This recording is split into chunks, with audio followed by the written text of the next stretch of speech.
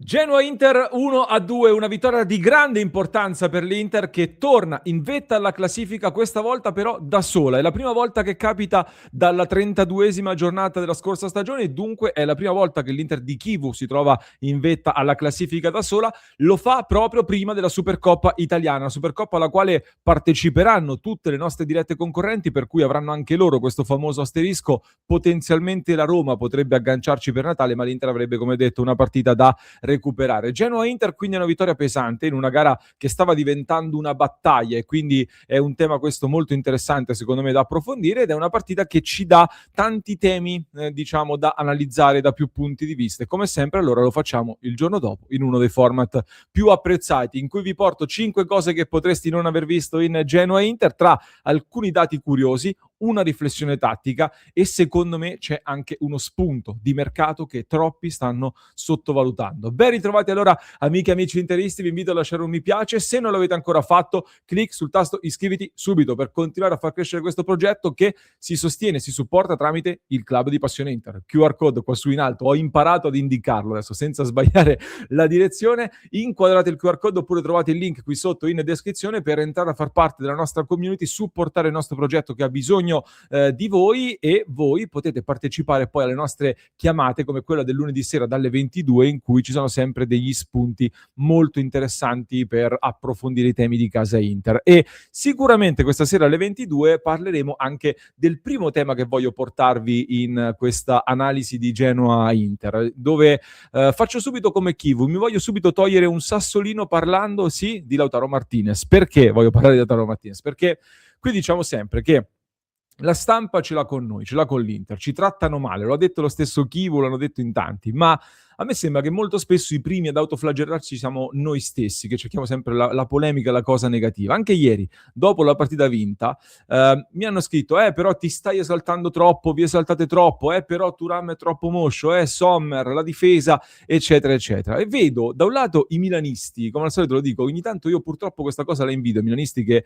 si animano e si esaltano per qualsiasi cosa, Bartesaghi è già il nuovo Maldini, qui invece ci massacriamo pure nel momento in cui l'Inter va in testa alla classifica e tra tutti questi commenti me ne sono arrivati due da cui voglio partire, perché un tifoso mi ha scritto perché sei così fanboy di Lautaro Martinez, così diciamo accecato dal tifo per Lautaro Martinez potremmo dire, mi ha detto. L'altro mi ha scritto sei troppo di parte su Lautaro. Allora, intanto come dico sempre siamo più di 96.000 iscritti, quindi due commenti sono nulla, non valgono veramente niente.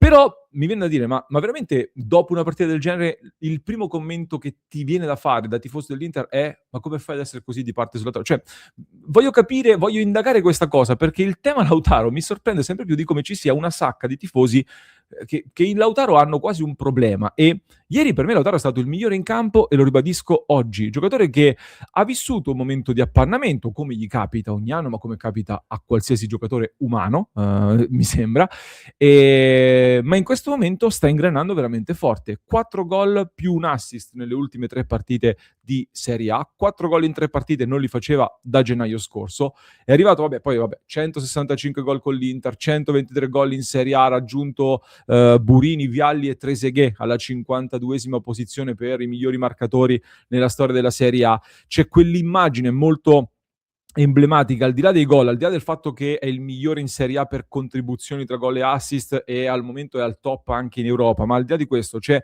un'immagine molto bella di quando va a recuperare quel pallone sulla linea di fondo, lo riconquista, lo ripulisce e diventa l'assist per Bissek che poi fa un ottimo gol. E quello è l'esempio lampante di un lavoro che fa Lautaro e che non fanno tanti altri. Capocannoniere della Serie A, 12 gol se aggiungiamo le reti in Champions League, ci sarebbero pure quelli con l'Argentina.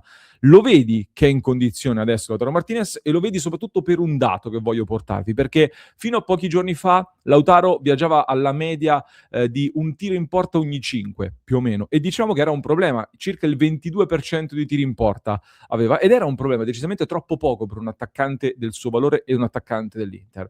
In Genoa-Inter Lautaro Martinez ha centrato la porta in 4 tiri su 5. Ripeto, da 1 su 5 a 4 su 5 e adesso complessivamente la media si è alzata dal 21%, 22% circa di tiri in porta al 32%, quindi sta migliorando anche la precisione, per cui oltre al gran lavoro che fa per la squadra, sta aggiustando la mira. Peccato, dicevamo un po' scherzando, per quello stop leggero con il destro prima del gol che gli interrompe una potenziale striscia da record, perché i primi 7 gol in Serie A li aveva fatti tutti di prima, senza mai stoppare il pallone. Questa volta invece il pallone lo stoppa, vabbè, però ci accontentiamo. Poi, come dicevo, oltre a Lautaro mi è piaciuto tantissimo Zielinski, di cui parleremo tra poco, ma prima mi voglio soffermare su Bissek e vado al punto 2, dopo l'esultanza. Abbiamo anche l'immagine dell'esultanza tra Chivo e Lautaro, mi è piaciuta molto, non so se l'avete vista a fine partita e mi è piaciuta davvero tanto. Volevo parlare di Bissek perché sapete che io combatto spesso contro le frasi fatte che non mi piacciono, però dopo questa partita mi viene ulteriormente da dire che la miglior difesa è l'attacco e l'Inter lo sta dimostrando. Io dopo il Liverpool avevo ribadito per l'ennesima volta che secondo me Bissek, Akanji, Bastoni, quindi schierati così, deve diventare, può essere veramente la difesa dell'Inter del futuro. Bissek a destra ti dà più intraprendenza, soprattutto nel momento in cui ti manca Dumfries, e l'Inter anche in questa partita, nonostante un Carlos Augusto non troppo brillante come Di Marco, comunque pendeva tantissimo a sinistra, 43% di azioni da sinistra, 28% a destra. Ecco, Bissek ti dà qualcosina in più da quel punto di vista rispetto ad una Akanji che rimane un pochino più bloccato. Segna un bel gol, è il secondo giocatore dell'Inter dopo Lautaro, anzi il secondo giocatore della partita dopo Lautaro per tiri, 4 tiri contro i 5 di Lautaro. Vabbè, su 4 lui uno solo lo ha messo nello specchio della porta, ma è andata più che bene con il gol. Comunque è un giocatore che ci prova e al momento nei top 5 campionati europei soltanto il Borussia Dortmund ha portato in gol più difensori rispetto all'Inter. 6 gol dai difensori per il Borussia Dortmund, l'Inter è a 5 come il Como. I gol sono di Di Marco, Bastoni, Carlos Augusto, Dumfries e Bissek. Certo che Di Marco, Carlos Augusto e Dumfries considerarli difensori è un pochino una forzatura, però vale così per tutta Europa, e l'Inter quindi sta dimostrando quindi che ha un ulteriore attacco anche nei difensori, e il fatto che la difesa sia il miglior attacco è anche una testimonianza dell'identità di gioco che vuole dare Chievo, che sta portando Chievo con la sua aggressione, la difesa alta, e con questo quindi tentativo di riversarsi in avanti. Si potrebbe dire che il rovescio della medaglia è qualche gol subito di troppo, sì, però fino ad un certo punto, perché poi squadre come Napoli e Milan, che vengono dipinte come perfette nella fase difensiva e molto attente, sapete quanti gol hanno subito? 13 a testa, 13 gol a testa. L'Inter ha subiti 14, quindi solo un gol in più subito dall'Inter. Ovvio che l'Inter deve migliorare, stona anche il fatto che l'Inter conceda quasi solo occasioni colossali, nel senso che sul poco che concede viene punita, però al momento l'Inter è una squadra con l'identità di gioco più completa e riconoscibile della Serie A, e questo secondo me alla lunga pagherà. Terza cosa che non hai visto, questo di sicuro non l'hai visto in Genoa Inter, e mi riferisco a Davide Frattesi. Non l'hai visto perché non ha giocato, quarta panchina consecutiva in Serie A, è sparito praticamente dai radar di Chievo quasi, 90 minuti fuori contro Milan, Pisa, Como e Genoa, e anche contro il Liverpool, 5 partite differenti, 5 avversari differenti, quindi non c'è nemmeno la giustificazione del tipo di partita. Ha giocato 18 minuti col Kairat in Champions e 90 minuti col Venezia, ma in Coppa Italia, la dice lunga.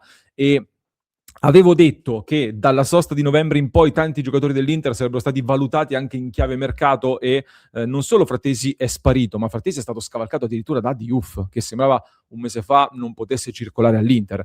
È stato scavalcato da Diouf perché anche a Genova nel finale Diouf va praticamente a fare da supporto a Thuram in attacco in quella sorta di 5-4-1, e se Frattesi non gioca più nemmeno come supporto alla punta e in partite tutte differenti tra loro, finisce sempre più fuori. Quindi l'annuncio di mercato è tutt'altro che implicito, le intenzioni su Frattesi mi sembrano piuttosto evidenti. Frattesi in questo momento è fuori dall'Inter e a gennaio io davvero mi auguro che qualcosa succeda, perché un giocatore che ti costa quasi quanto Barella, è vero che noi non dobbiamo fare i conti ai tifosi e tutto quello che vogliamo, però in un momento in cui abbiamo una rosa che ha delle lacune che possono essere colmate, quelle di Frattesi sono risorse economiche che possono essere ottimizzate meglio, e mi dispiace perché sapete che a me Frattesi piace, ma è molto colpa sua in questo momento, secondo me. La quarta cosa da analizzare, l'avevo anticipato prima, è Zielinski che è l'altra grande notizia di Genova, secondo me. Ho sempre detto che doveva rincorrere nelle gerarchie perché troppo pigro difensivamente per quello che serviva all'Inter, soprattutto se deve sostituire Çalhanoğlu, però è un giocatore in crescita da settimane, sta sempre meglio a livello fisico e soprattutto mentale. A Genova piazza una grande partita. Quarto per chilometri percorsi, 73 palloni giocati, 4 duelli 20 su 10, poteva fare meglio ma non è malissimo, ma soprattutto 3 chiusure difensive e 6 palloni recuperati.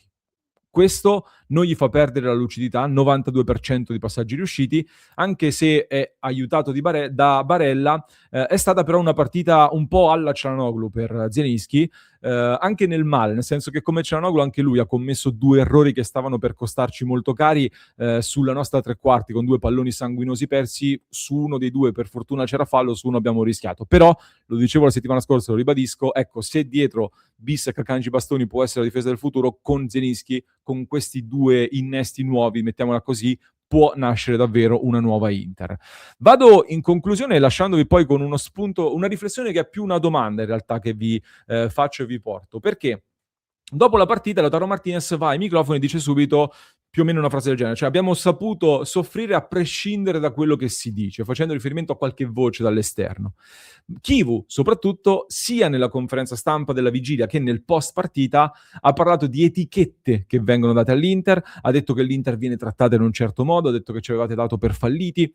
È molto forte e sappiamo che lui ha lavorato con Mourinho, chiaramente lo ha condizionato, comunque ha fatto parte della sua carriera e quindi ci fa molto ricordare quel Mourinho lì, quella comunicazione del noi contro tutti, del noi contro loro all'esterno, il famoso rumore dei nemici. Ecco, dal punto di vista comunicativo mi emerge molto forte in questo momento questa comunicazione di Christian Chivu. Allora la mia domanda è questa: secondo voi perché sta comunicando così, in questo modo, l'Inter per bocca del suo allenatore e del suo capitano, tra l'altro? È una strategia? C'è da preoccuparsi? Segnale di delle tensioni, dei nervosismi? Oppure semplicemente è la realtà dei fatti? Ecco, vi lascio con questa domanda, vi aspetto nei commenti, così poi ne riparliamo in diretta alle 19:30 e ne riparleremo anche ovviamente alle 22 nel club di Passione Inter. Dai, vi aspetto nel club. Ci serve il vostro supporto, ragazzi. Il club di Passione Inter. Fatemi sapere la vostra, iscrizione al canale per farci volare sempre di più. Vi lascio con un altro approfondimento che trovate in descrizione, lo stesso per chi ci ascolta in podcast, mentre per chi ci segue su YouTube vi basta cliccare qui.